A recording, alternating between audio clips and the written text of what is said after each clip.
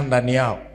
Biblia inasema, kwa maana jinsi hii Mungu aliupenda ulimwengu hata akamtoa mwanawe wa pekee, ili kila mtu amwaminie asipotee, bali awe na uzima wa milele.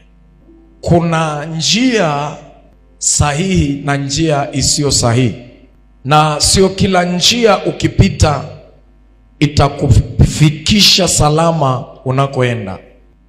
Maisha ni kama njia, kanisa ni kama njia. Sio kila njia itakupeleka mahali unapotakiwa ufike. Zipo njia zinaonekana ni nyembamba, lakini zinaenda mbali. Zipo njia zinaonekana ni pana, lakini haziendi parefu. Mungu alichokileta kupitia mwanawe Yesu Kristo ilikuwa ni direction, mwelekeo. Kwa sababu mwanadamu alikuwa hana mwelekeo. Kitu ambacho hakina mwelekeo maana yake ni kitu kinachozunguka zunguka, hakiendi mbele, hakieleweki kama kinaenda mbele au kinarudi nyuma, kinaenda kushoto au kulia. Baada ya Mungu kuona wanadamu hawana mwelekeo, akamtuma mwanaye Yesu Kristo ili kuleta mwelekeo.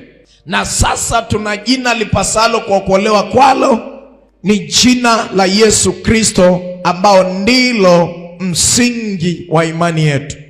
Lakini baada ya Yesu kuja, alifanya kazi yake na akaondoka. Unajua, baada ya kuondoka aliacha maelekezo kwa makuhani au kwa mitume wake au kwa watumishi wake. Kwa hiyo akaweka maelekezo ya rohoni ndani ya watu wake.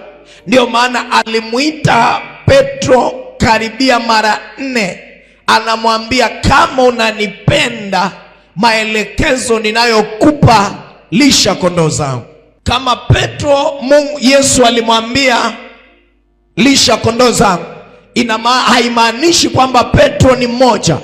Hiyo roho ya Petro ipo kwa watumishi wengi au kwa wachungaji wengi ambao Mungu ameweka maelekezo sahihi ndani yao. Sasa Mungu akitaka kuja kwa mtu aliyempokea, Mungu akitaka kuja kwako kisha okoka, jambo la kwanza anakutumia mtumishi. Mungu hawezi kukupa mwelekeo bila mtumishi.